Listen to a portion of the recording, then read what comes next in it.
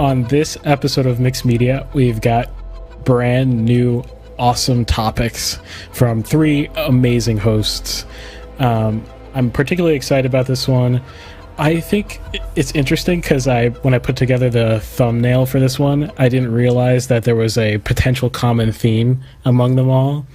And I realized that the podcast number is 007. The topic Ben is talking about is 007.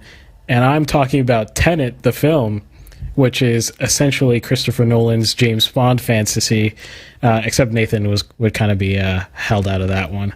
Yeah, we're back here on a Friday. Happy Friday. We're here every Friday at 7 p.m. You can find us here on this channel if you're on YouTube, or on this channel if you're on Twitch. I suggest you hit subscribe if you want to see us whenever we go live and see all the shorts we put out through the week. So without further ado, I think we'll all introduce ourselves and our topics. Ben? My name is Ben Costello.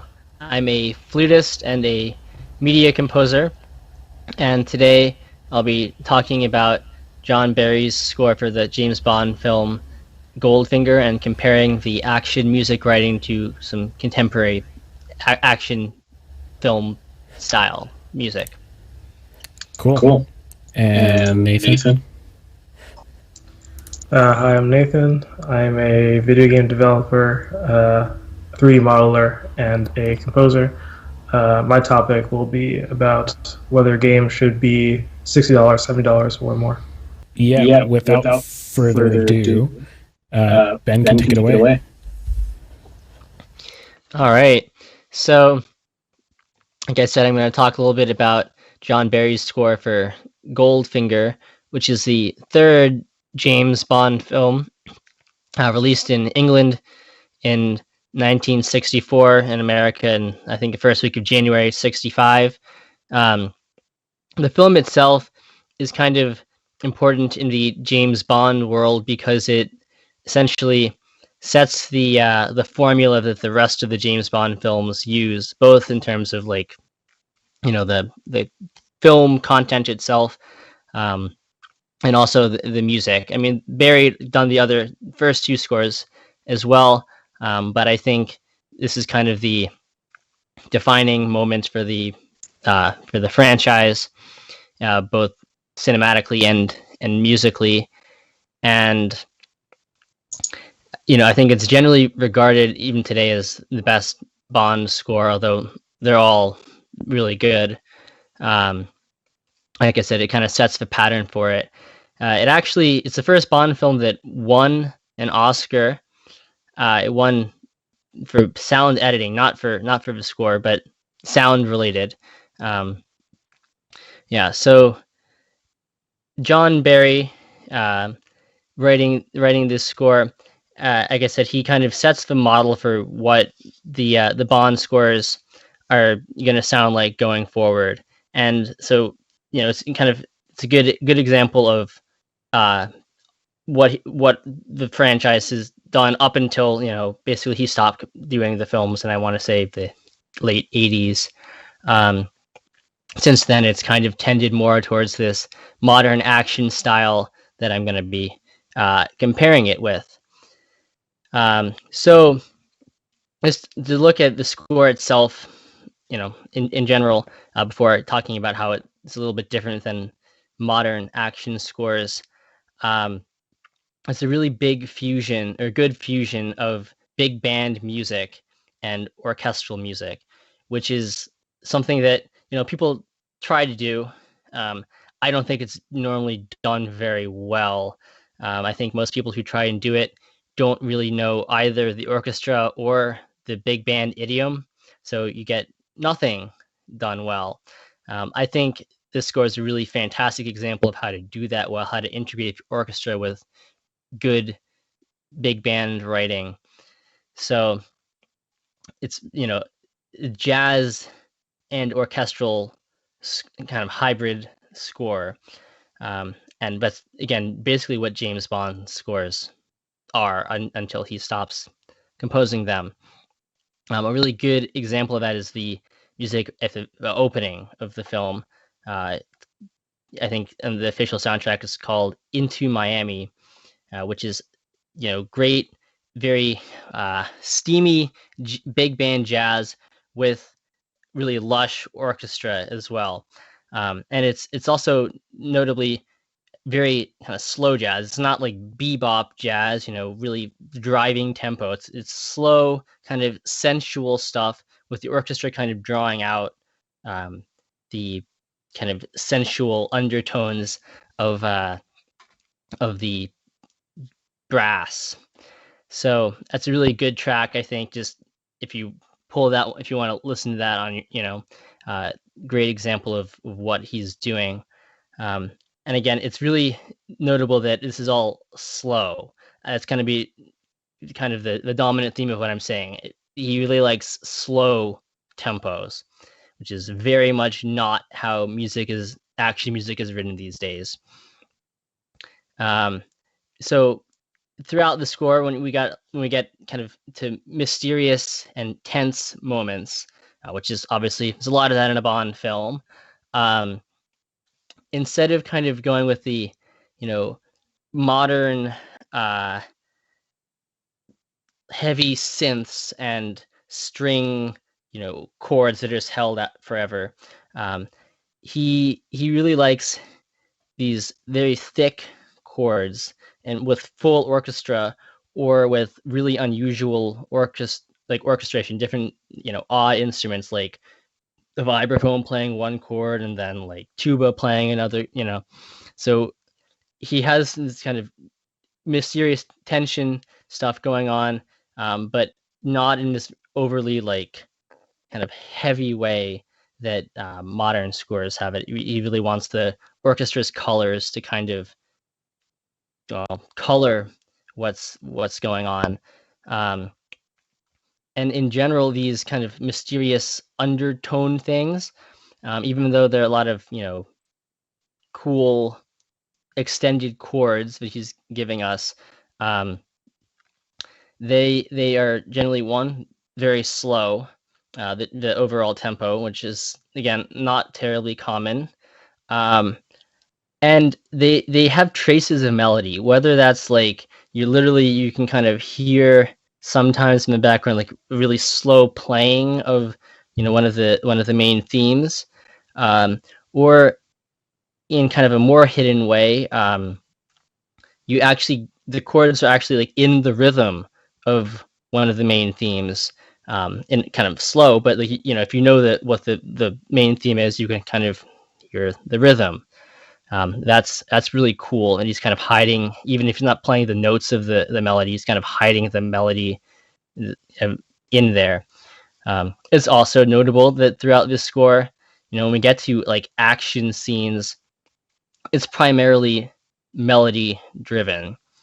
I mean, generally scores back then, in 64, were more melody driven than today. But the action writing itself is very, very much tied to melody, which is something we do not get at all in 2021. So when he gets to these, big action scenes in the film, as I mentioned with some of the, earlier music, it's all really slow. And to me, that is fascinating because that's the biggest departure from modern writing. When you think of a superhero movie or any kind of, high intensity film and chase scene, you're getting fast tempos. Okay. Even if like the notes aren't moving very fast, like the kind of, orchestral notes, or the percussion is always giving you the really fast rhythm underneath of it. Barry does not do that at all. And he's giving us melody when this happens. He does follow he's not following the modern. The modern style matches what he does in that there are a lot of ostinatos, which an ostinato is kind of a repeated pattern that we kind of build on top of. So he does lots of ostinatos, but again, they tend to be very melodic, and they tend to be very slow. So those are very, very odd things to a modern audience, I would say. And the way they build, if you're a composer now, and you want to build intensity over your action ostinato, you're going to build it by increasingly adding big, heavy brass chords underneath of it. You have your ostinato generally being played by strings or with lots of percussion. He's not using a lot of percussion in this score. When he does use it, it's kind of in that big band kind of like drum kit stuff, not 50,000 drums all sampled and thrown together, which we get now. And he is not building it by volume, which is the other thing that happens in modern scores. You build your action music by increasing volume, and as if that somehow makes the music more exciting. I mean, I'm sure it adds some excitement, but if it's just a repeated pattern and you're just making it louder, it's not really, you're not really adding anything interesting to be seen. He adds he increases the tension not by adding volume, but by adding kind of orchestral density. He adds more voices doing different things, and it's not really getting louder, but it gets more exciting and more intense simply because he's adding different things to it, new sounds. The rhythms of these ostinatos, as I mentioned, tend to be really slow, even in the most dramatic, actiony chase moments of the score. And I tend to think I don't know if this is what John Barry was thinking or what the director asked for, but I tend to think that has something to do with heart rate and James Bond's reaction to action, which presumably James Bond, if going by the way he's presented in these films, is kind of the always calm, always in control. So one would assume he probably has a pretty low heart rate despite whatever he's facing. And so I imagine at least that has something to do with why everything is so slow. It might be chaotic going around, everything around him is chaos, but the music itself is kind of grounded in this like suave, yeah, it's dangerous, but I'm in control of this. Particularly the countdown scene, we get like the bomb, countdown to the bomb going off. That's really playing with heart rate. The tempo does increase throughout that, and we definitely have like this bass drum kind of pounding out, like increasing tempo, and it sounds very much like of course like the clock ticking down, but also kind of like the heart rate with how heavy it is. So I do think there's that element, even if it's not thought of that wasn't thought of that way necessarily intentionally by Barry, but this element of control over one's heart rate. The other interesting thing that happens in these action sequences is that because we have this really slow ostinato going on, and it tends to be like a harmonic ostinato, not just like three notes that are like in stacked in octaves.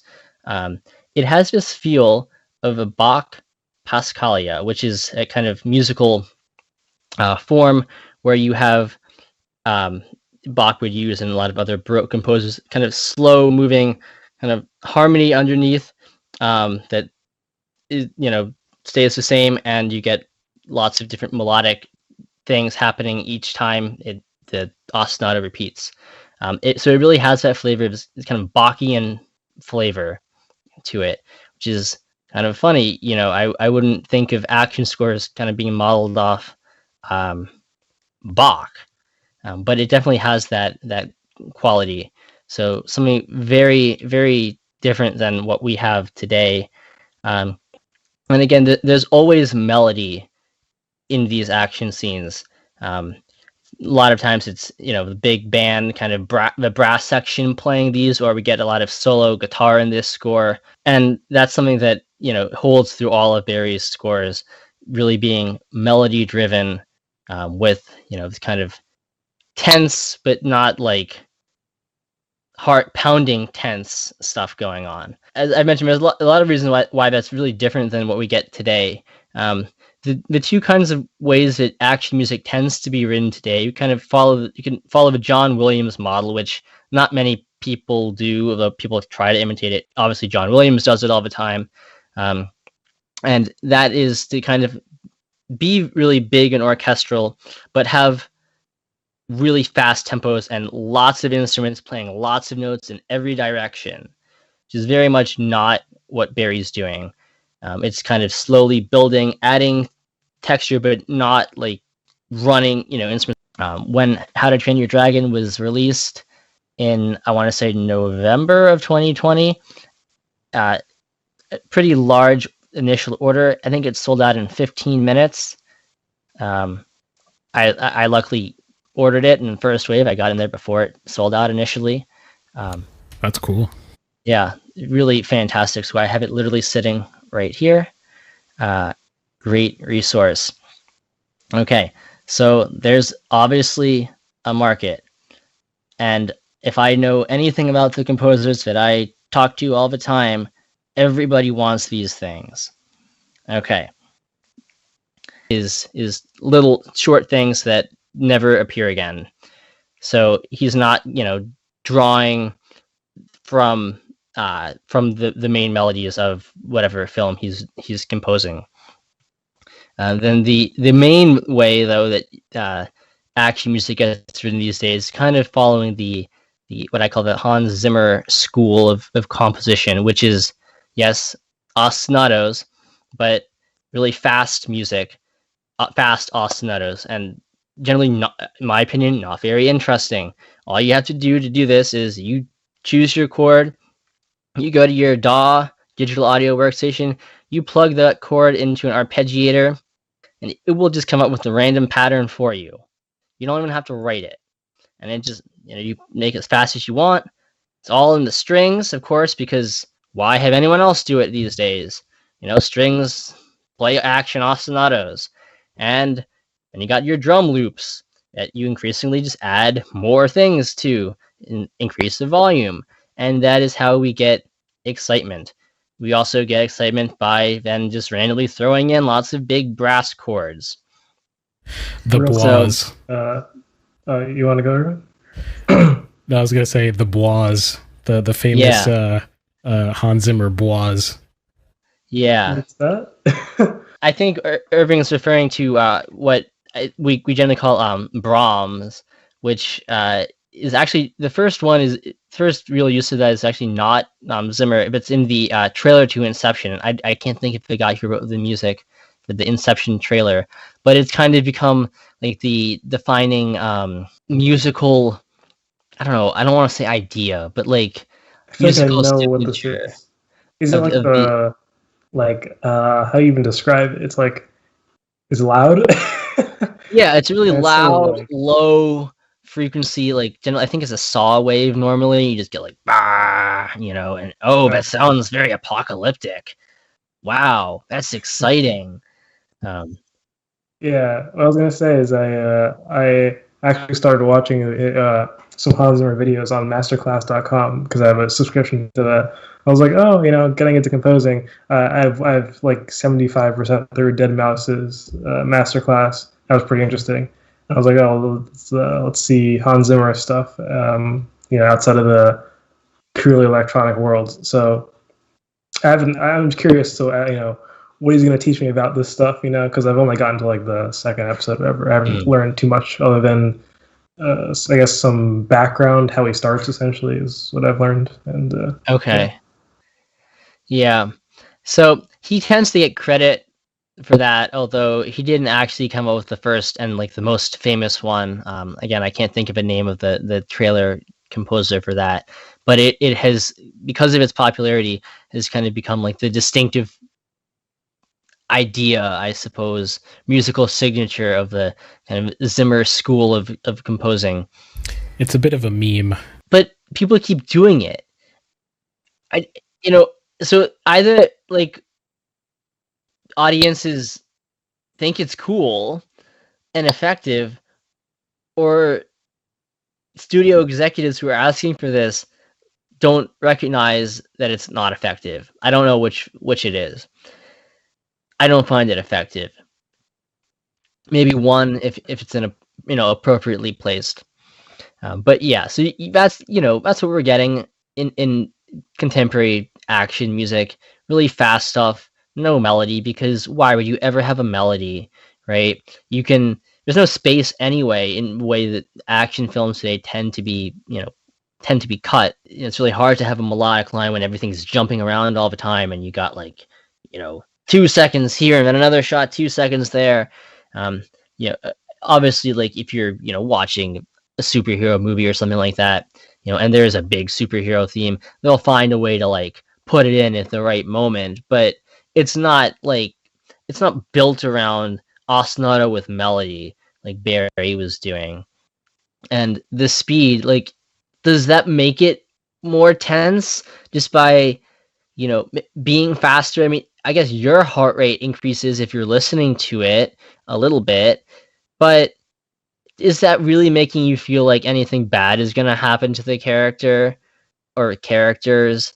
Is it really making you, worry about what's going on, or feel like something surprising is going to happen?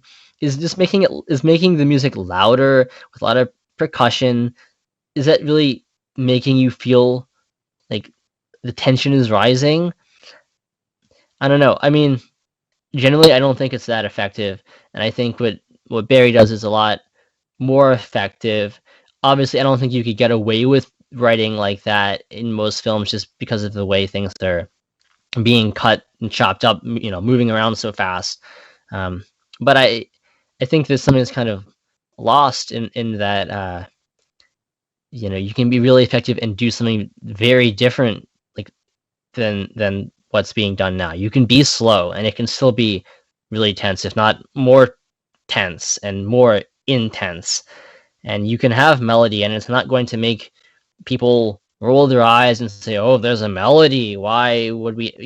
What do you think we are? Little children who need a lullaby sung to us?" You can be tense and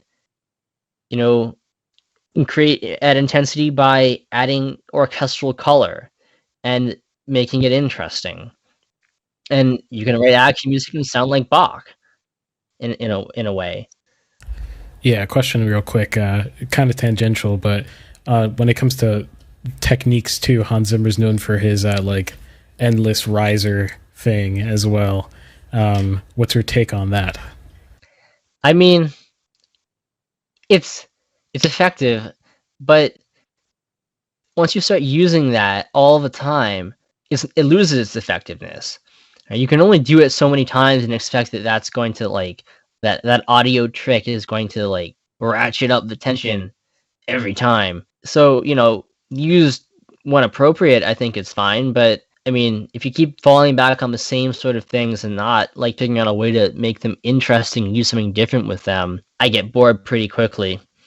Whereas overall, I'd say the technique that Barry's using is consistent, but the way he's layering things, adding new elements is always different, and it's always holding my attention. Yeah. So from Goldfinger to Christopher Nolan's sort of wannabe 007 action flick with its own interesting music, actually. Who composed that? Do you remember, Ben? It's some electronic artist, if I remember. It's I haven't seen the film. Is it not Zimmer? No, it's not Zimmer. Zimmer was doing Dune, and he was too busy. Oh. Huh. I don't remember. I don't think it's Junkie XL, but Tenet is it's Ludwig Göransson. Yeah. Yeah. I don't know. I'm not familiar with him at all. He did Black Panther and the Mandalorian composer. I knew I recognized the name. Yeah, that makes sense because I in music class we studied Black Panther. Yeah, interesting. Well, yeah, it definitely had very different music from Christopher Nolan's Norm, and that's actually something people mention a lot after coming out of that movie. But like the movie, so here I'll present the angle that I'm coming at with Tenet. So I kind of want to talk more about experimentation in film and experimental films in general, and why, if they are useful, why they're useful, how Tenet is it is definitively the most expensive experimental film to have ever been created, and what that means for that film, and potentially what that means for the way you think about screenwriting. So first, what is an experimental film? So there's probably 10,000 definitions, and people will say different things, and obviously there are always going to be gray lines around what is or is not an experimental film. But the way I like to think about experimentation in film is that you're sort of messing with like a major rule, quote unquote rule in cinema. So or multiple, or potentially trying to get rid of as many rules as you can. So this can be as simple as, let's say there's something called the 180-degree rule. That used to be a much more hard and fast rule than it is today, until experimentation occurred, and now people break it artistically. Back in the early 1900s, like literally 1900, the continuous action cut became popular. And what that is literally just continuity. So films before then didn't tend to experiment so much with editing in general. It tended to be long continuous shots, and it tended to pick up the same sort of perspective shot to shot, if that makes sense. Whereas in like 1900, there were a few filmmakers who were like, well, let's invent this thing that we'll call montage. And a lot of French filmmakers also jumped on the bandwagon, although it wasn't originally a French concept. And that was considered experimental filmmaking, was doing something that we see on YouTube all the time now, where you're cutting from angle to angle of the same action. It feels continuous, even though they might be separate takes. That was considered revolutionary, and that was considered to be experimental film. People were asking themselves, will audiences understand this, etc., etc. So experimentation in films can become normal, and that could be due to a variety of factors, whether it's the audience liking it, or the audience being able to eventually understand that language, that tool in the filmmaker's tool belt. So I think because of that potential, and because of the benefits it gives the artist as well, experimentation in films, or experimental films, are actually pretty important. The thing that typically happens, though, when people say they're creating experimental films in, let's say, college or something like that, they're really just being lazy. They just want to shoot some sort of like montage thing and turn it in for their class assignment. So that's usually, a lot of times you'll see at film festivals, you'll see a section for experimental films, and you'll go, and they're not really, a lot of times, really experimental films. They're just someone trying to be edgy, but they don't really have a direction with what they're doing, or they have no idea what they're experimenting with.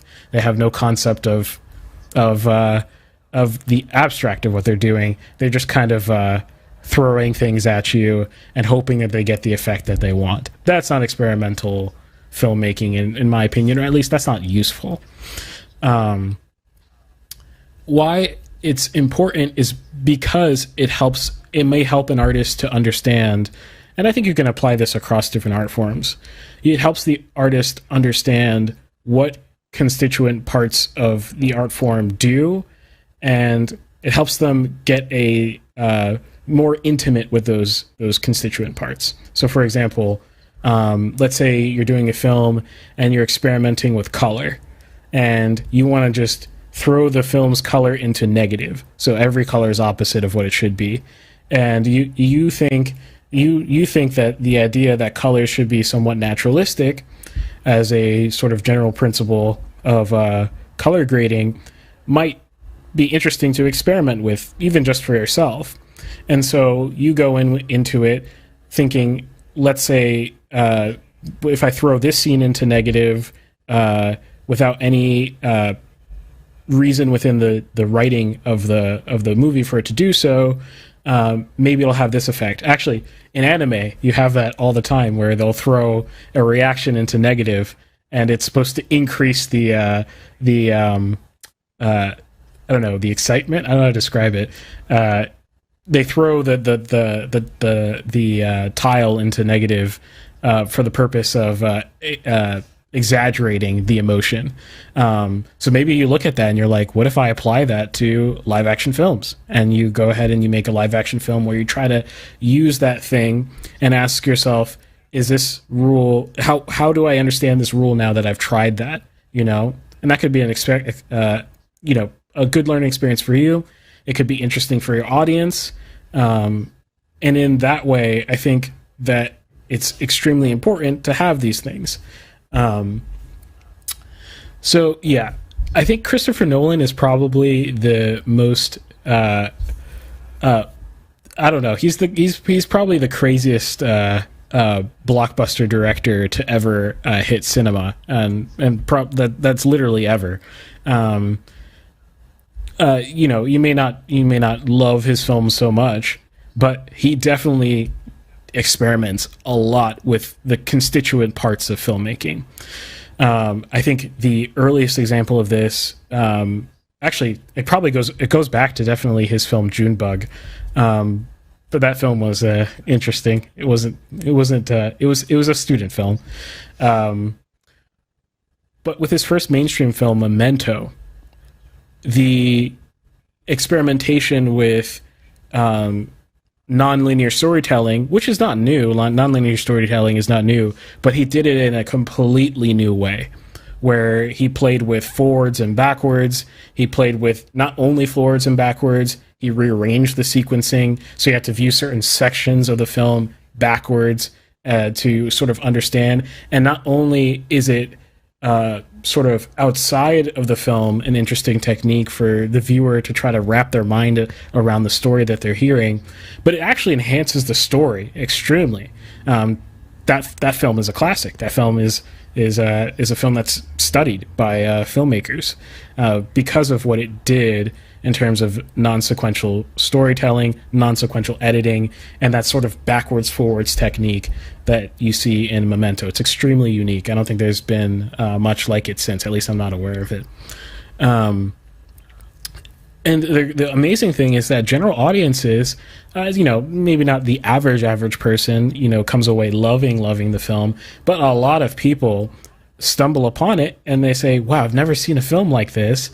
Wow, I really understand what the filmmaker is trying to do with this sort of experimentation, and they end up falling in love with cinema in general. So I think a really cool experiment, and I think a really important experiment that was done. Now, he never really stopped, or at least some films going forward continue to be somewhat experimental. Of course, with like the Batman trilogy, let's say, it's a lot more normal than, let's say, Tenet, which is what I'm going to be talking about. Or I would actually say that Dunkirk is somewhat of an experimental film because of the way it does nonlinear storytelling, where it cares more about when climaxes happen than trying to line up the timing for the viewers. It cares more about how do I get all the climaxes and the rising action to happen in sync with each other despite the timing. So you have events that take an hour, you have events that take a day, you have events that take a few hours, happening some sort of like simultaneously in Dunkirk, which is interesting, even if you didn't like the film. So with Tenet, that's definitely the most experimental he's ever gotten, I would actually say, and it's extremely ballsy that he did it with his $363 million budget to make this gigantic blockbuster James Bond-esque film, an experimental film, which is super cool. Now, spoilers are coming. I can't avoid them in this topic, so if you don't want any spoilers for Tenet, just skip my part if you're watching in post. That's or unfortunate. I'm forced to listen to this, but okay. oh no, I won't be going over plot points per se, more like the mechanics. So I won't talk about like the characters or anything like that. Yeah, it's going to be more sort of what it actually breaks down in cinema. Okay, fair enough. Yeah. So what does it break down? So what is the grand experiment of Tenet? The grand experiment of Tenet, I would say, is causality. And that's more on the writing end of film. So can you get away with, I guess if you were to form a hypothesis for the question that Christopher Nolan is asking about cinema, can you get away with removing causality in characters' actions and still have characterization still come through? So can you still have compelling characters where causality is no longer there? How necessary is causality for sort of moralizing, right? So if the film wants to make a moral point, can you have that moral point come through cleanly if you don't have causality in a film? So, and I literally mean like a character's actions in the way the movie is set up doesn't really affect the overall outcome of anything because it plays with time in a very particular way. So, and it's sort of account for time travel precludes the possibility of direct causality. So yeah, I think, does that make sense to you guys, what I said about, yeah. Yeah, I got it. So the way he decided to do this was like typical exposition. So he couched this whole thing in a typical action movie. Actually, he likes to do this. He did this with Inception as well, where he couched that.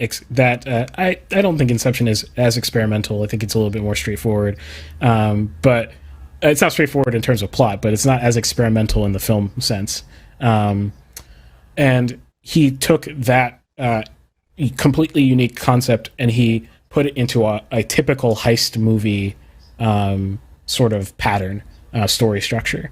So with Tenet, he took the typical action hero movie pattern and he used that to put his experiment on causality into. That's all well and good.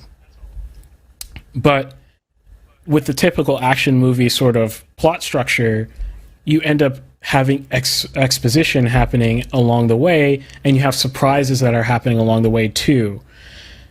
In this case, because we're experimenting with how the universe works, how time works, and we don't really understand what we're seeing a lot of times on the screen because we're seeing things move backwards in time and forwards in time at the same time. Really neat and awesome, probably timeless action sequences that I can't even understand how they choreographed.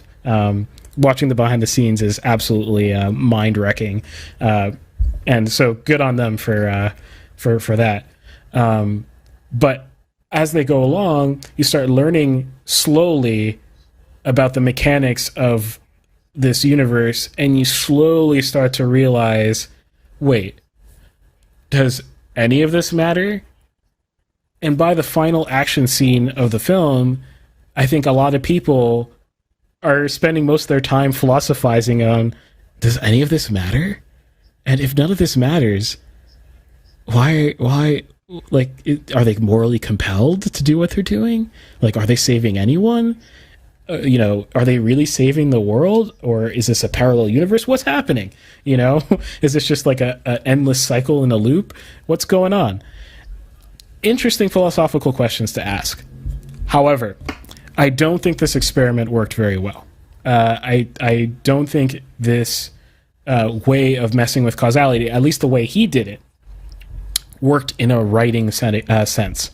It's completely possible that you could do something like this. In fact, I've actually thought about this a lot, which is why such films are really cool, on how I would potentially use the same universe mechanic and represent it in a way that still allowed for good characterization to come through and for us to still care about the outcomes, to care about character growth, etc. But I think, at least in the way that he did it, I don't think the experiment worked. I think it failed. And I say that because of the what it did to the characters. Now, the main character, literally has no name. He's literally called the protagonist. I think that's his credited role, and I think there's a reference to that as his like title and some dialogue in the middle of the film. And so he doesn't have a name, and you can tell that he is sort of a vessel for this story. Even separate from the experimentation, I off the bat didn't like that decision, just because it's very hard to get sucked into a film when the person you're spending the most time with is sort of like a blank slate. You don't know anything about him. He becomes a mouthpiece for the plot, if that makes sense. So already not off to a great start, but it becomes very clear, and this is a perfectly fine decision, that the main character of this film, the character that will get the growth in this film, is this character that he meets that he needs to help, to save essentially from her abusive husband, and also save the world at the same time. Her character does evolve throughout the course of the film, and that should be the emotional resonance of the film. So caring about her, caring about the main character, caring about her should be the reason for wanting to stay invested into the film.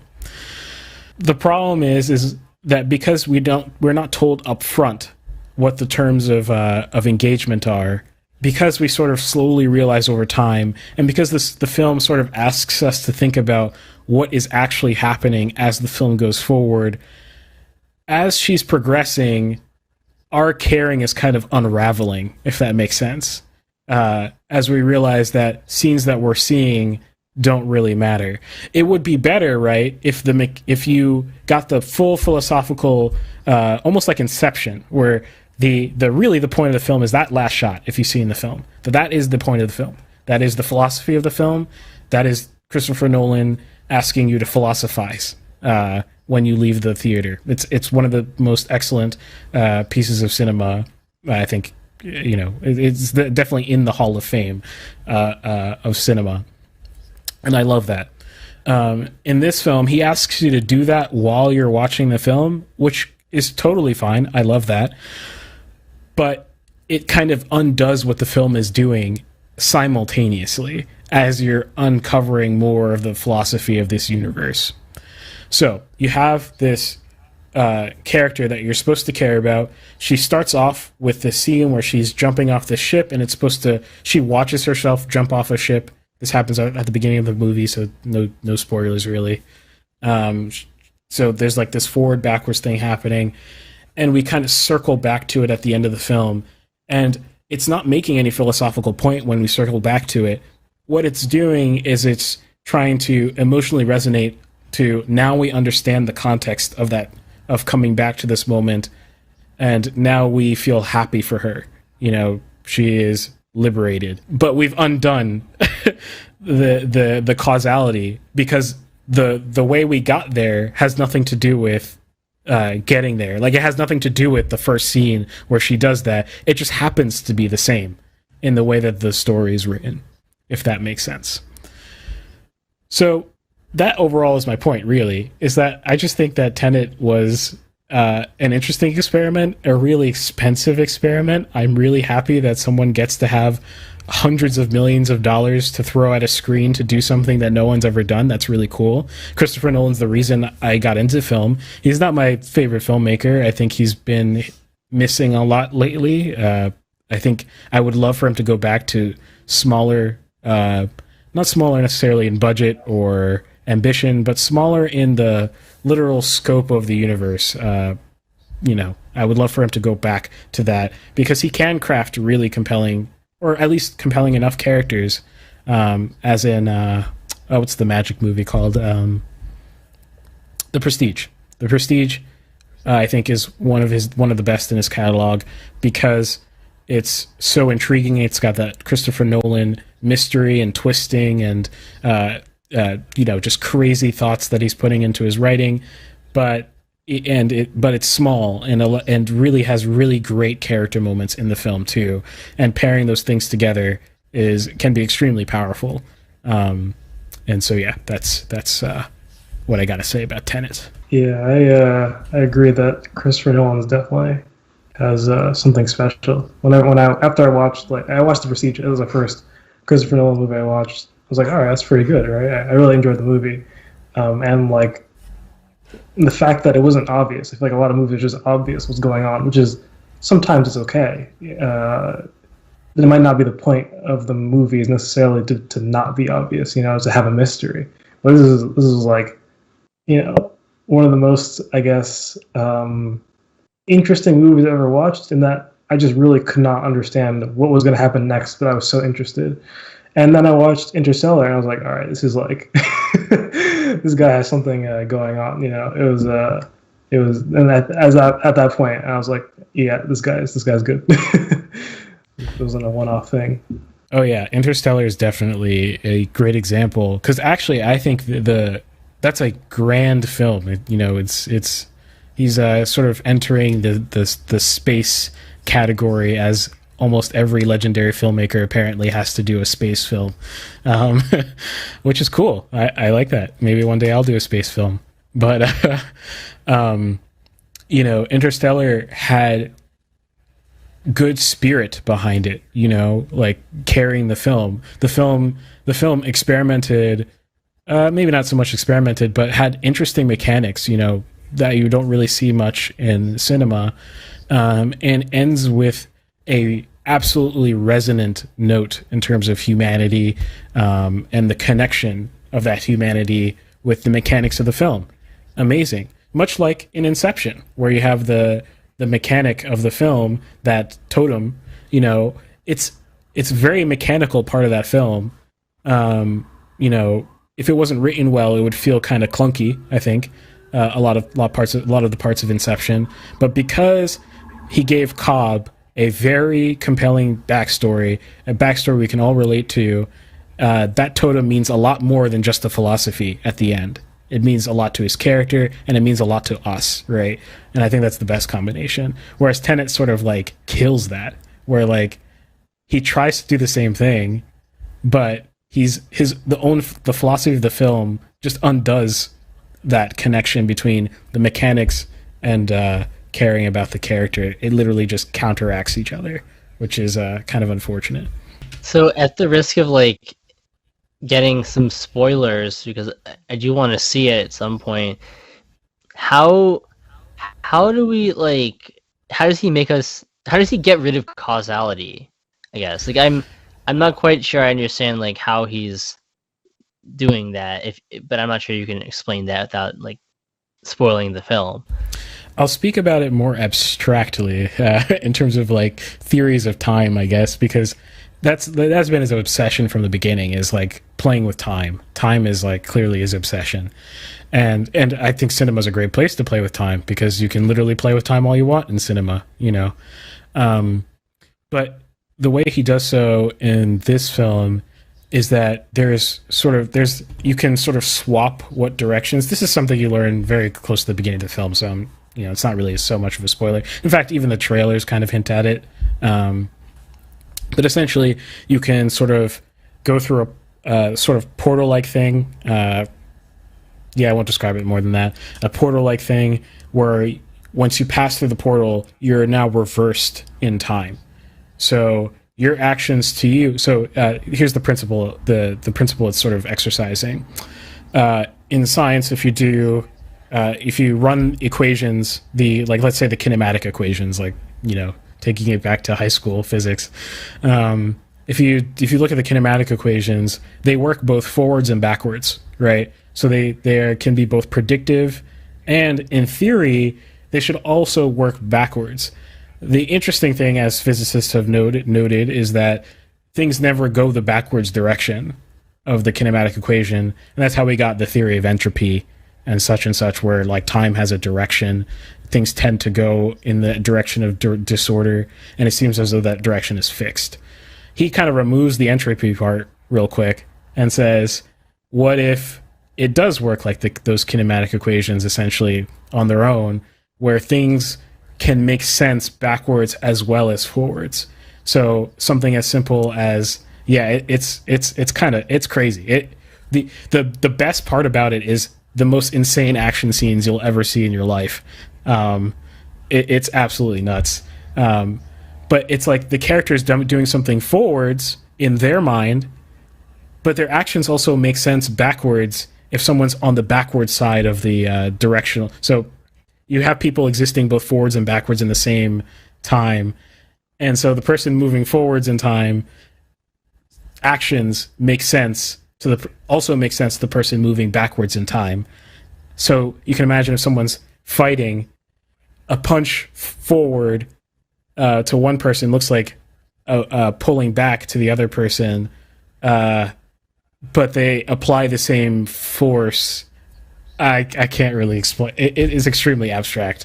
But that ultimately removes causality in the way that because the film sets up this like basically doomsday scenario where things need to be fixed or literally the end of the world will happen, and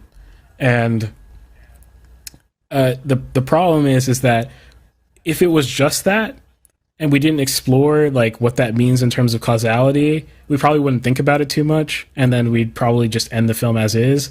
But they kind of make the causality question part of the drama, like what are we doing this for kind of thing. Like, and when you start to dive into what this means in terms of the theory of time, I mean, if you can go backwards and change the effect of the forwards, what does that mean in terms of what you actually did?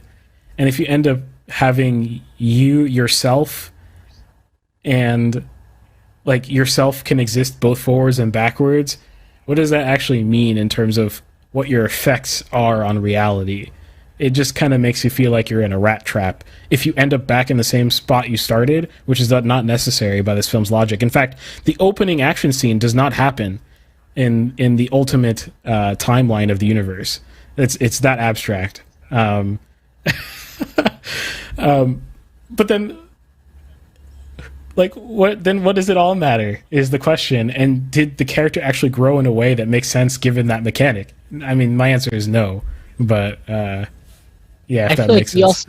also have to ask, like, what does it matter to like the viewer?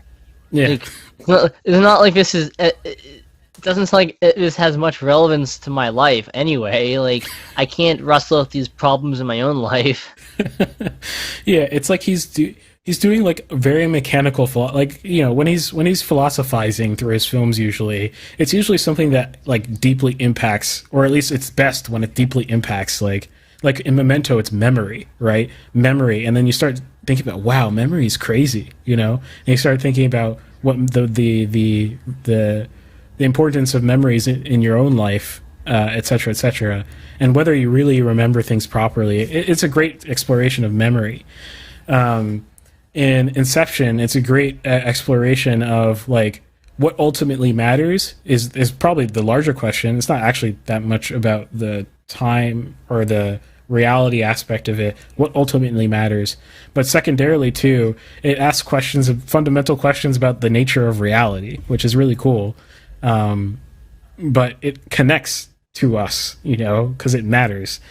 But this film, it's literally just like he's like, just it almost feels kind of like a selfish exploration of the theory of time that he's exploring in the film. It's like it doesn't really do anything for the viewers. It doesn't really matter. So Yeah, well, I hate to say that you're like killing my excitement to see it, but hey, you might love it. I know some people who found it extremely interesting. At the very least, it'll be interesting. So I would still recommend seeing it because it's unlike anything else you'll see. So at the very least, it'll be interesting. But I ultimately, when I go see a movie, I mean, I'm just a characters person. I just, if the characters aren't there, if I'm not immersed, and it's really hard for me to get immersed, you know, as time goes on, and you know, this is kind of what I do. So it's like I kind of rip things apart as I watch them, and I, you know, analyze and whatever. It's hard to like not do that and just enjoy what you're watching. And part of that is like, and it also affects your rewatchability. You know, when you really care about the characters, you'll come back to that film because you want to explore that character just a little bit more. You want to experience through those characters. Film to me is about human beings ultimately, and it kind of got thrown out in this film, so that's why I'm not the happiest. I think I gave it a 2.5 out of 5 on my Letterboxd account. I don't remember, which is what I give films that are like average, which I felt bad about because it's extremely interesting, but in terms of its messaging and everything else, it's kind of forgettable. So it feels like a very well done but kind of disposable action movie, which is kind of unfortunate for Christopher Nolan. It's not really a good look. Yeah, so that's all I got. Okay. So my topic is about whether games should be what the price of games should be. Currently, the standard for, I guess, the top tier games is $70. That's a pretty recent thing. It used to be $60 for a long time. So I started thinking about this around the time that the PS5 launched, or a little before, because they announced that they'd come out with some $70 games, which was new, as it was $60 before that. And so I made a Reddit post asking people what they thought about it. And so here I had a poll on what they felt of the state of price in the video games industry. So I had 4 options on this poll. I had less than $60 at launch, $60 at launch, $70 at launch, or more than $70 at launch. Note that I'm specifically referring to AAA games, so that being, high budget games that are expected to, it should be more fun in theory based on how much is spent, even though it doesn't always happen. The results were kind of as I expected, with it being a very high tendency to say less than $60 at launch. So there was 37 votes for $70 or more at launch, 45 votes for just $70 at launch, 140 for $60, and 190 for less than $60, which is interesting because this is literally the exact opposite of what's actually happening. And I want to talk about why that is and what I think should be happening. So I prefaced the poll in the Reddit post by saying that this was kind of prompted by the PS5 and also the fact that there are a lot of successful cheap options for playing games nowadays. So you have game subscription services similar to like Netflix, but for games like EA Access and the Xbox Game Pass, which are fairly popular. And then you have free-to-play titles that are doing absolutely amazing, like Valorant, Fortnite, Apex Legends, and now Rocket League are all free and have massive player bases. And if you look at the most played games on Steam, like a good portion of them are free to play. So my position on this is that games should actually be more than $70, but I think they're just not, because the consumer has held them hostage and saying, we won't buy your games if they're not $60 for the most part and occasionally $70. So I think that this is partially because developers are underselling themselves. So you can think of this as, for example, if I was selling some rare rock to you, right? And this rock is super rare, right? And I came up to you with this rock and I just said, like, here's a rock. You're not going to, if you don't know what the rock is, you're not going to be like, wow, this is super valuable, especially if it doesn't look particularly interesting. You're just going to be like, okay, I'll pay $2 for this rock that you potentially just found on the side of the road or something like that. And so I don't think developers are putting themselves out there and telling consumers how much actually goes into making a game. Because every time I look at the game industry and I look into it, it's, even as like a video game buff, it's like always more work than I ever expected coming out of these people, and it's really amazing. Recently, since I recently started composing, looking into like the video game side of things, and it's a lot more complicated than I gave it credit to. A lot more people involved in the like the whole sort of the whole sort of track, I guess, from like the initial realization of the music, to the composition, like actually writing it down, to like transcribing it correctly, et cetera, until you get to the end where eventually it's something that you could listen to in game. And that's just music alone, which is like a huge cost sink. So I think part of the reason why games should be more expensive is because you get a high value per minute with them currently at the $70/$60. I'm going to say $60 because most games, even though it's being challenged by like things like 2K games, which make the NBA series and stuff like that, they're doing $70 games. But most games are still on $60 at most. So if you go to a movie ticket costs about $10 or something like that, and you'll get about 2 hours of movie, so $5 per hour. If you play a game that's $60 for on the short end. Remember we talked about AAA games, so I understand that indie games tend to be a lot shorter. They can only, some indie games are only an hour or even less. But if we're talking about $60 games, these games tend to be AAA games, and they tend to be something like 12 to 16 hours if it's a narrative, story-driven game. Story-driven games tend to have a lot less playtime, too, compared to, say, multiplayer games, where you can be playing those games indefinitely, because it's sort of a weird thing where I guess I don't know how to explain this. The fact that you're playing with other people makes it a different experience every time, which makes it more replayable in a way. And there's also things like grinding for ranks and whatnot. And you can play those games for years and years and years and years, and you only paid $60 for it or $70 if you're playing 2K or something.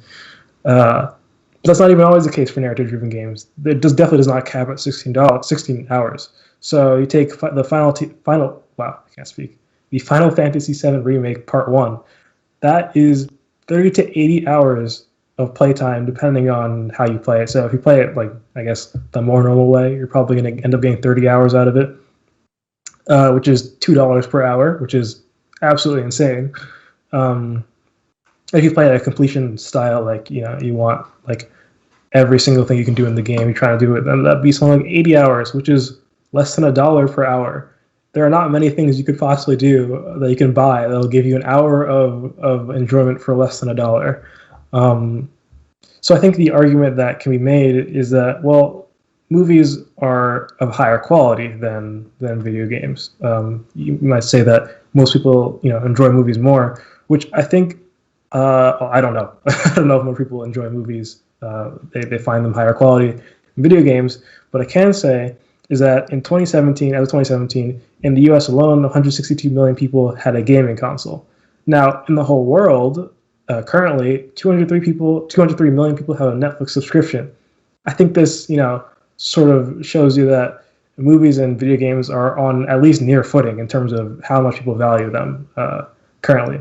And the 162 million people figure coming from 2017 is the same year that Fortnite became popular, which is, in my opinion, like a sort of big moment for video gaming when, even though, video gaming was, already mainstream, it really took on a new form where people who didn't even consider playing games were exposed to it a lot more, even though, Fortnite is often memed on. I think it actually did quite a bit for the video games industry.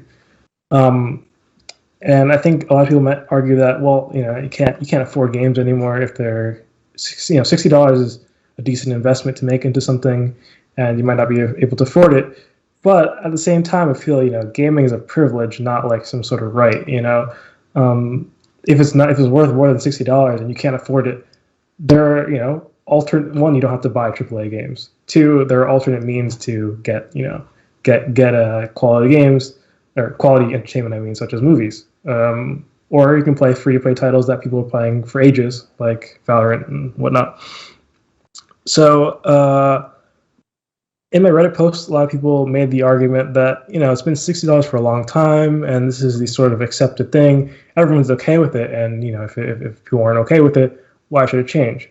Well, obviously people are not okay with it, as you see with the $70 standard is happening, but also that doesn't even make any sense because of inflation.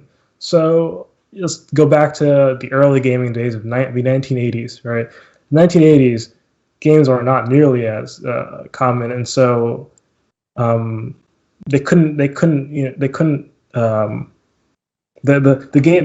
quality of games wasn't as great because they weren't investing as much money into it. So gaming cartridges around then cost around $30 to $40 $40 this year from 1980. $40 is worth $130 now, and gaming is way more expensive to make on the AAA scene. So I think 130. Okay, whether the 130 is reasonable or not is something that I have not thought of. But if we're saying that $60 has been the standard for a long time, inflation would sort of negate that argument. That wouldn't really make any sense. So one of the things I want to read is one of the posts on the Reddit post, or one of the comments on the Reddit post that I made that I think is fairly interesting. So it says, the reality is that AAA games really want to be sold at around $100 to $120 now. But since people would riot if the price got much higher than $60, they spread it out. They get to their target price by charging $60 for the base game, another $40 for release day DLC, then another $20 for microtransactions like map packs. Games are not getting cheaper. Studios are just getting better at spreading the costs around to make it more palatable to consumers. The proliferation of games as a service, such as micro DLCs, season passes, etc., is proof of that. Now, this is a common point in that, people were saying that, games should not be over $60 because they have all these DLCs and whatnot that people end up buying, and that sort of just makes up for the cost of the game, which I think there is a point to be made there. So I did some research about how much is actually made off of these, and it's quite a bit, actually. So League of Legends says that they make about $92 on average per player annually on extra costs, which is a good amount of money. That almost reaches the target $120 to $130 that they're looking for. Plus the game's free, so and they don't get the initial cost, but this is annually, so people are buying every single year over and over again. For Fortnite, people took a survey on people took a survey on what they bought in game if they bought anything. And 62% of respondents said that they spent money on expansion packs, which cost on average $56. And half of gamers bought a skin of some sort, some cosmetic, which costs a lot more, on average $75. So you can see that in this scenario, it almost seems like you're getting a lot more money out of it in terms of microtransactions. But I think this is actually not a healthy thing for the video game industry. So, as a lot of people know, microtransactions are often come in a negative connotation because a lot of the times they allow for abuse, I guess, by developers. So, for example, you may be able to buy something with money that makes it a lot easier for you to win the game. It gives you an unfair advantage because you were able to spend money on whatever it is. This is called pay to win, or you can even have a scenario where you have a paywall or pay to play, whatever you want to call it, where essentially to progress in a game, at some point you essentially have to pay. So, for example, a good example would be World of Tanks, where you climb up the sort of tank ladder, you get better tanks as you play, but at some point the game just gives you a very bad tank and tells you that you have to use this tank to progress to the next one. Now, many people are going to be tempted to just straight up buy the next tank because it's a lot easier than grinding, and it might be unfun because the tank that they give to you to use is very, very underpowered and the game's no longer balanced anymore. Like the Covenanter in World of Tanks. Exactly, that's literally what I was thinking. The Covenanter, which is, do you remember what country that is? It's British. British, yeah. So if you're playing World of Tanks, I would not recommend going on the British tree. Although I suspect they have a paywall on every faction, probably. There's almost certainly a tank in every country that you basically cannot pass without bashing your head against the keyboard, because you'll die every single match because it's so bad, and they're essentially telling you pay for the next tank, pay so that you don't have to suffer through this pain. I haven't played the game in maybe it's been a decade. I have no idea, but yeah, because World of Tanks is pretty old now that I think about it. Yeah, it's pretty old. It's very old. Yeah, it makes me feel extremely old. But did you stop playing because of the Covenanter? Yeah, I straight up stopped playing the game. Look at that. Because either the only option was you pay or you stop playing, essentially. So that's the epitome of what a paywall is, and that is,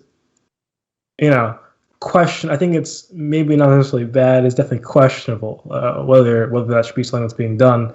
It's definitely deceitful which sounds bad, I guess, as something that you don't tell the player beforehand.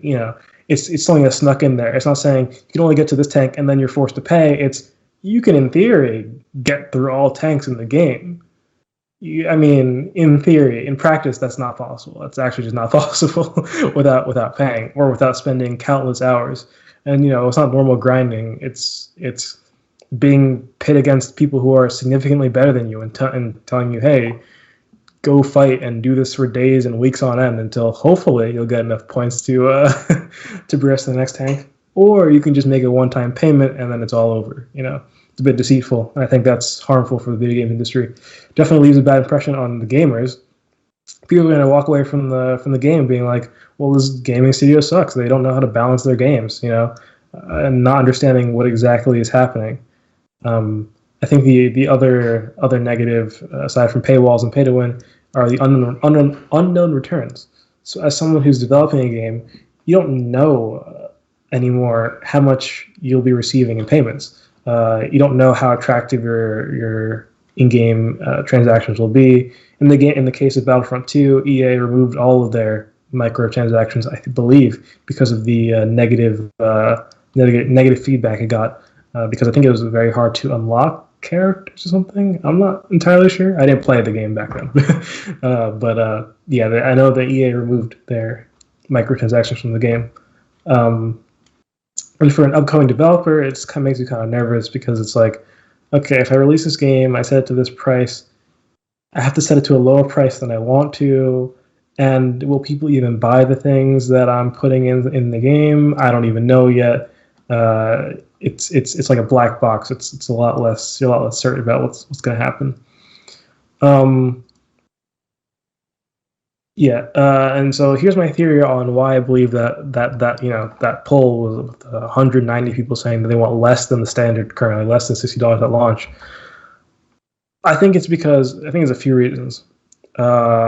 One, they don't understand the work that's put into the games, and as someone who's really is interested in the video game industry, I feel like I still don't get a grasp at the amount of work that's required to put into these things. Even small indie projects are. As someone who's working on, who has worked on multiple projects, it's definitely a big commitment. It's not something you can just sit down and do in like 3 seconds. And be like, oh yeah, I want to program a game. Sure, you can program it, but the thing I'm finding with my own game is once you program it, now you have to do level design, and you're not a level designer.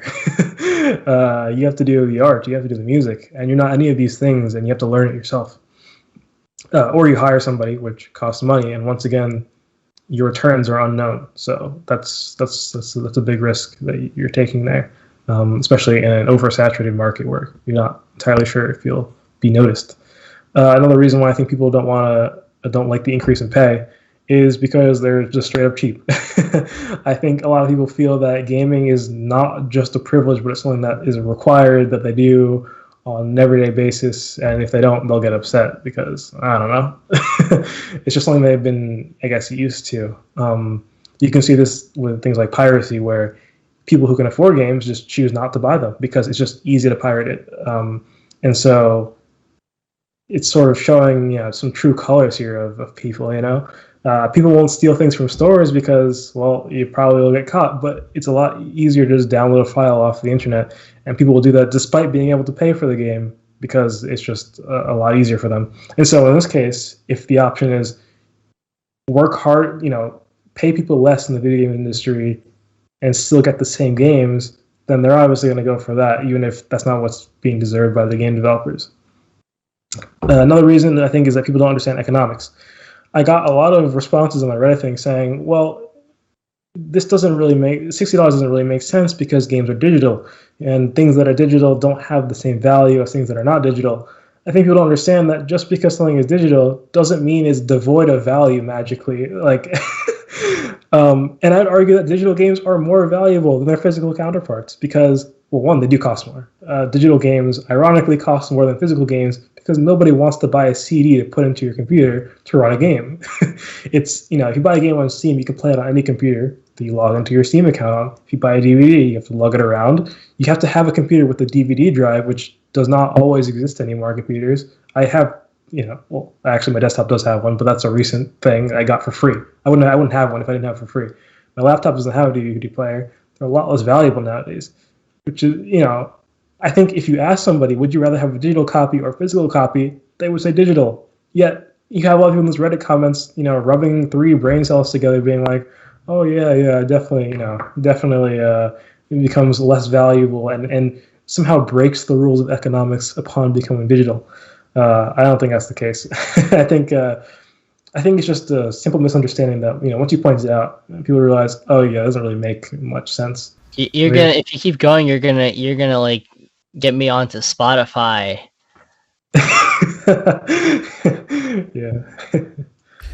Oh man, like I a lot of people who I remember back in the old days, back when like what was it? It was like even before Pirate Bay. It was like even I can't remember the name of the site, but I remember back in the old days arguing with people in middle school, and they were just like, I read this article and it was like there's no supply and demand on. Even in middle school, that didn't make any sense to me. I was like, no, because first of all, like rights are different from like having the rights to listen to something is already like a difference between like literally like copy pasting some bits. Yeah, it's like you're selling a license to play this game essentially. I think a lot of people don't get it. It's like it's not the same. You're not selling a physical thing. You're selling like just the ability to use these bytes on your disk. Yeah. And I did remember the thing that I was going to say is that this is the unknown returns is possibly one of the worst things for the video games industry. Like, this is the thing that when you think about all the negative things about games, you think about like the microtransactions, you think about the brutality of the industry, and that working in the video game industry does not get the best reputation at all, especially as a developer. Like a programmer specifically, because you'll get overworked a lot of times. You'll end up working overtime. People come out of jobs with mental problems because they're unable to balance their work life schedules because they're just it's crunch time, and it's like you have to get this done by this deadline, or XYZ is going to happen to you because we need this game done now. Classic example is Anthem, that game that failed, which I entirely blame EA on. The developer is BioWare, which is owned by EA. There are many things that went wrong with that game in terms of the way EA handled it, what they told BioWare to do, but one of them was just working the team to their core and like oh, E3 is coming up, we need a demo like right now, so we're not going to give you advance notice. No, you're making this game right now. And you're making it's not even you're making a nice trailer that you've coded right now, and then you have to recode the entire thing later because this is just suitable for a trailer. This is not actual proper gameplay mechanics going on. No one's actually controlling these people correctly as it should be. You're just making some beautiful stuff, and then they make them work overtime to get these things done, and in part because they can't afford. Well, the EA can afford it. Some studios can't afford to waste time like that. They can't afford to take their time because they don't have enough money, or they may have enough money, but you also want to have a good safety net of money in case your game flops or something bad happens they need to pay for. You can't just be running on zero. You can't just spend all your money on your next game over and over and over again, because eventually something's going to go wrong. Your game's not going to sell as good as you thought it was going to. You're going to need some hardware replacements. Something's going to happen, and you're not going to be able to pay for it anymore. So you need to have extra money, but it's hard to do when $60. You're paying $60. And you have developers you have to pay, you have artists you have to pay, both visual and auditory. You have game designers you have to pay. And these tasks are a lot less simple than I think a lot of people think it is. I think the programming actually isn't that complicated from my experience. Depends on the game, of course. I'm not saying it's not complicated at all. Games like Anthem, I'm sure, took some programming to do, but it probably is pretty much how it seems in terms of programming. But in terms of the visuals, I couldn't even imagine starting a project like that. In terms of the sound, the both sound design and the music, it's also something crazy too that I'm like, people don't get it. That this costs a lot of money. So yeah, it hurts the mental health of the team is my point. My point about that. It's something I think a lot of people take for granted too, is educating their audience on the. This is something actually Universal Studios used to do a lot more back in the day. They used to try to educate their audience on the filmmaking process and thus create appreciation for what they were paying for. And like, I think a lot of artists don't understand that aspect of marketing. The art form is not just like saying, here, buy this thing. You have to also educate your audience as to why it's worth it and what effort went through it, especially when it's art and like people's hearts go into something. That's great to show off, and people are more likely to want to fork over more money when they feel like it's a genuine product and they understand the turmoil that goes to make it to making the thing. So I don't really buy many video games or like pretty much anything. I just kind of occasionally will play whatever my brothers play. But when you're talking about like people pushing back against $70, I was thinking about the scores, film scores that I was talking about last week that are published. I mean, they're $85. Like, come on, I'm paying more for the paper that has the music on it than for these games. Like, that doesn't make sense. And I don't even play these video games, so yeah, it really is like those baffling thing. I don't even think it's like close to making sense, Yeah. I think too, this happens with the Blu-ray world. Blu-rays are a sad story in general. Maybe one day I'll do an episode on Blu-rays. But Blu-rays are great things, and they've survived a long time, still being worth something. Like, there's still reasons for you to buy a Blu-ray today rather than, let's say, downloading a digital copy. I won't bore you with the stuff, but like, I go to Best Buy all the time just to like scavenger hunt for like randomly when like an Oscar-winning film will be $5 on Blu-ray. But it also makes me sad because the Oscar movie is $5, and I'm like this is a failure on it's because it's not about supply and demand of the Blu-ray, because Blu-rays are probably saturated in terms of supply. They probably spit those things out like crazy. So it's not a supply and demand problem.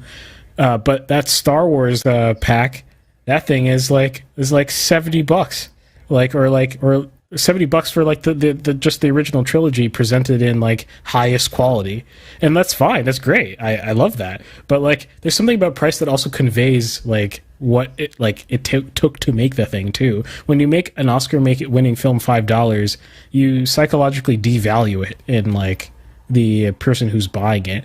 And is it really that people don't think the film is worth more than $5, or is it your inability to convey why people should buy a Blu-ray in 2021? Because I think that's actually the problem.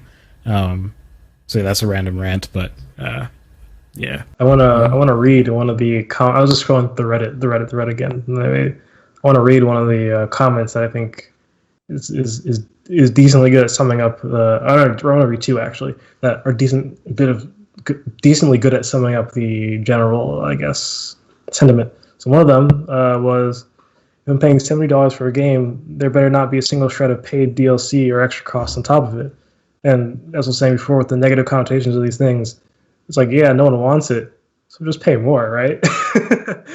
that's just that. And the second one is this industry revolves around money, not around passion anymore. I've been gaming thousands of hours overall the past about 20 years.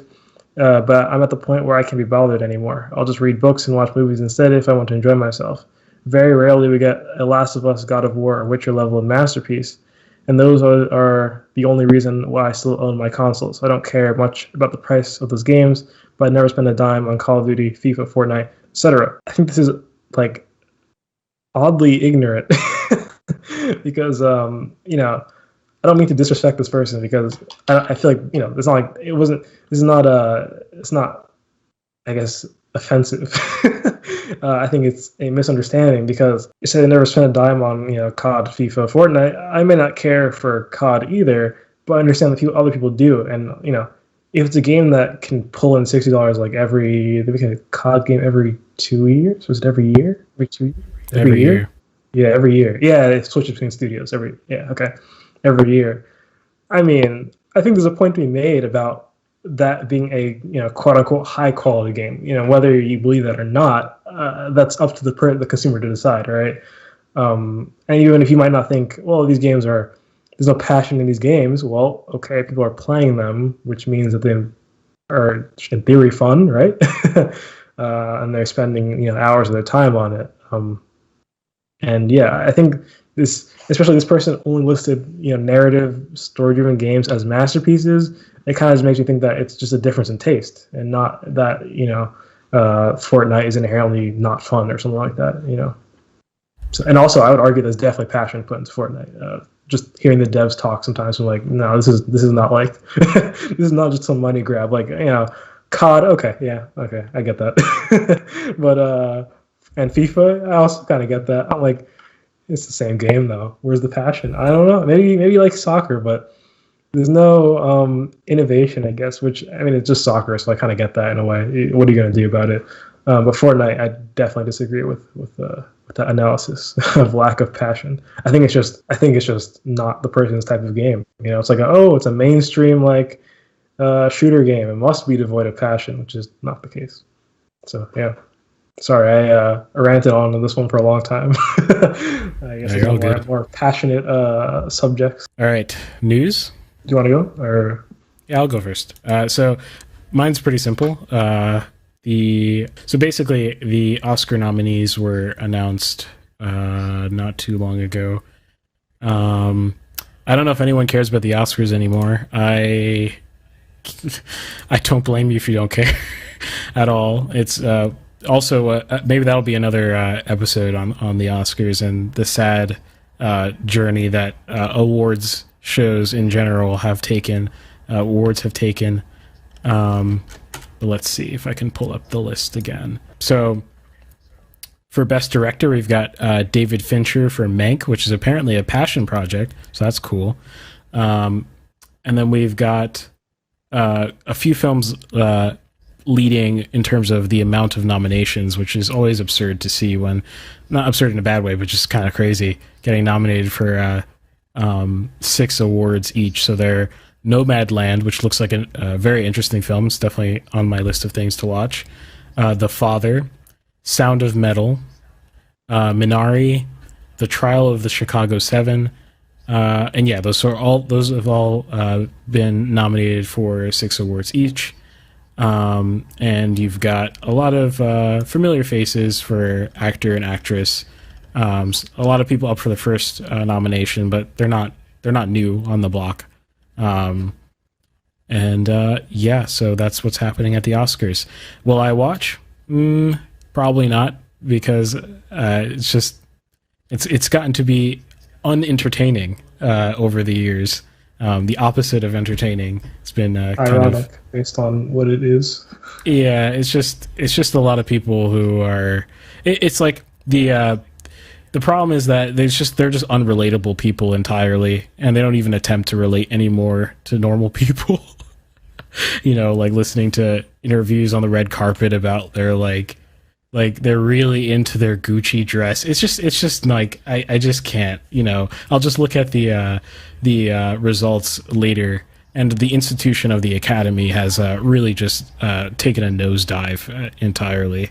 Not that they were always amazing or anything like that, but it was much better than it is now before. Well, depends on the era too, I should say. So yeah, they're just all over the place. There are silly rules too about like submitting things. Like Solo, the score for Solo, a Star Wars story, wasn't even considered because Disney didn't submit it officially. You have to. Okay.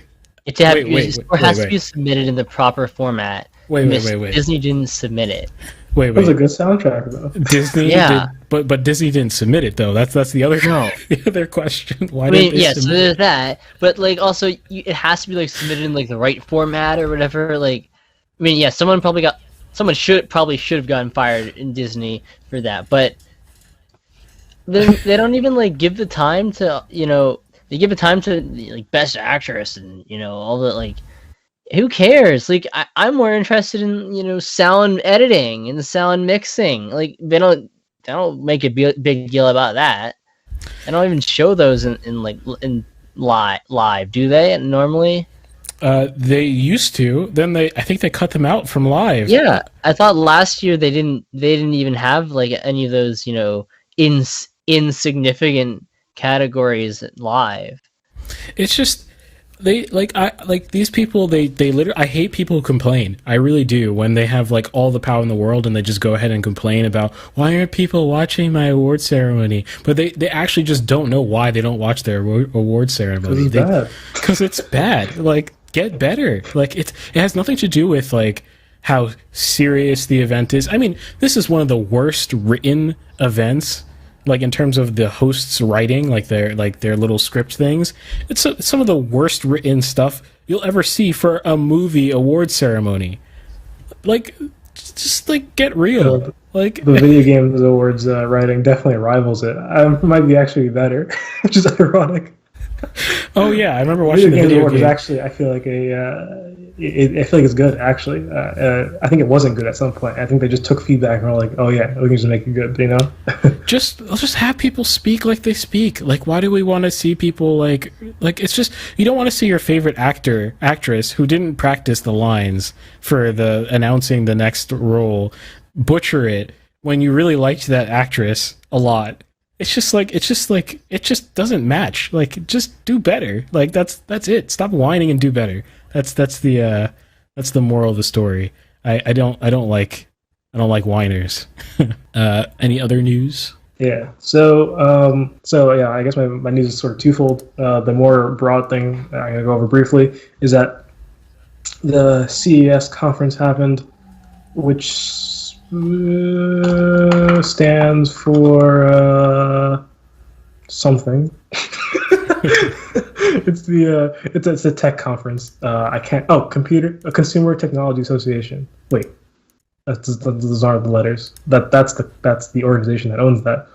I don't know what it stands for. I don't remember, but it's a technology conference, essentially. And with it comes a lot of cool video game technology. Like I tend to get a lot of decent VR stuff, from like Oculus and whatever. We're like, oh yeah, here's our latest and newest technologies. This one that I found interesting is on the screen you can see a sort of glove that you put around your hand, and it's called the Impulse. It has a Kickstarter campaign, so you can go and donate to it on Kickstarter to make it be a thing. I'm not sure if they reached their goal yet in terms of the money raised, but what it does is you put it on, you use a mouse, and it detects has very accurate detection of your finger movements. So essentially, what it can do is it can send a signal to click on your computer before your finger actually clicks because you've already made that slight twitch motion. This is interesting because. And this is more of like a competitive shooter application. I actually can't think of many other applications for it. But if you're playing a competitive shooter and you've had those moments where you've clicked on someone's head, right? They're about to die, but you die right before. Like you've clicked, but like it's too late. You just died, right? This would be interesting. The idea that you could just the way it's described is that. This is even before you even realize as a person. Your body just has that sort of instinct as you've been playing games, long enough that you just sort of naturally click, right?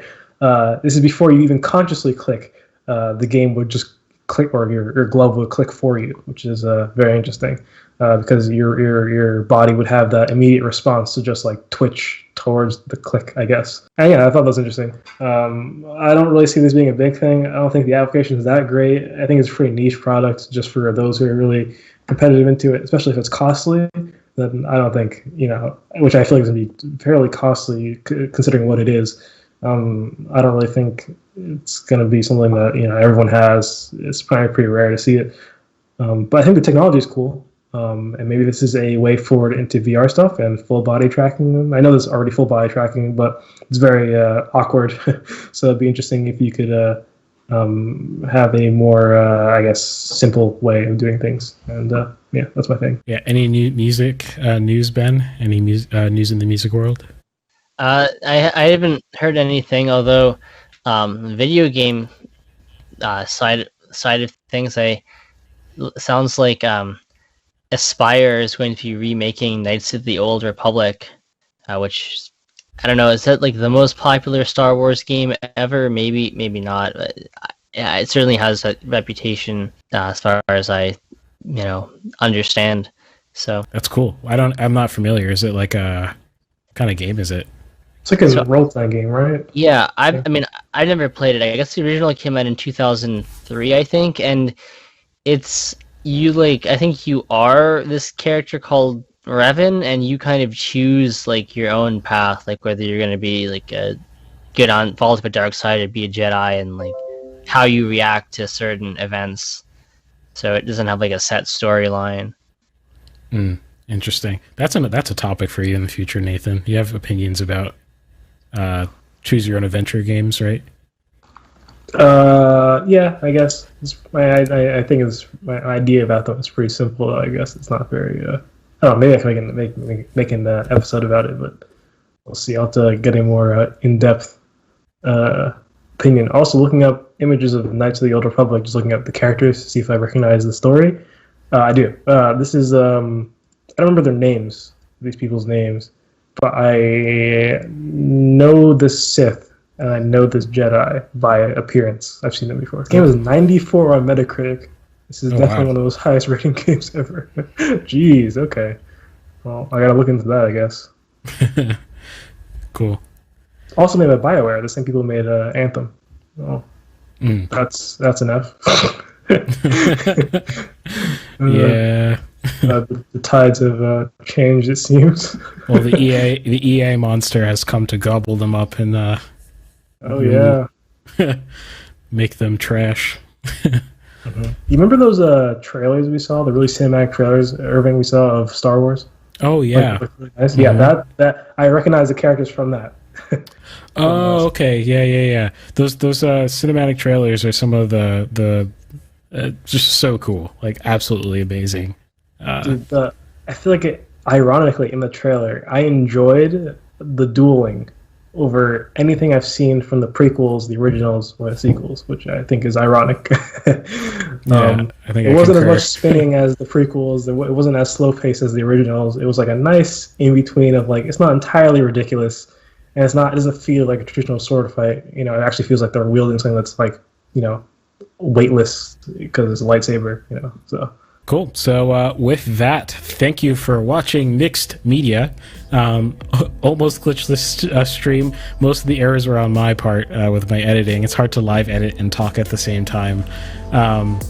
But if you enjoyed this episode, the best thing you can do is hit the thumbs up button and share it with a friend. There's a share button everywhere you find this episode, and you can hit that share button, share it with someone you know who is interested in any of these three topics, whether it's the music media topic, the filmmaking topic, or the game industry topic. Share it with your friends. And where you can find this after we shut down the stream, you can only find it right after on mixedmedia.locals.com. If you can't remember that link, the link, oh no, the pointing thing is happening. The link is on the screen. It's ariella.co/mixedmedia at the bottom of the screen there. There you can find links to all of our platforms where you can follow us, and the link to the locals page where you can find the stream right after we're done. Otherwise, we post either Saturday or Sunday, depending on how quickly I can turn it around, the cleaned up version of the stream. And we'd appreciate it if you follow us. That's, honestly, we just want to talk to cool people. And hopefully next time we can see you live here and you can be in the chat, be part of the conversation, be part of the podcast. So with that, have a great weekend, everyone. Yeah, thanks for listening. Bye. Bye.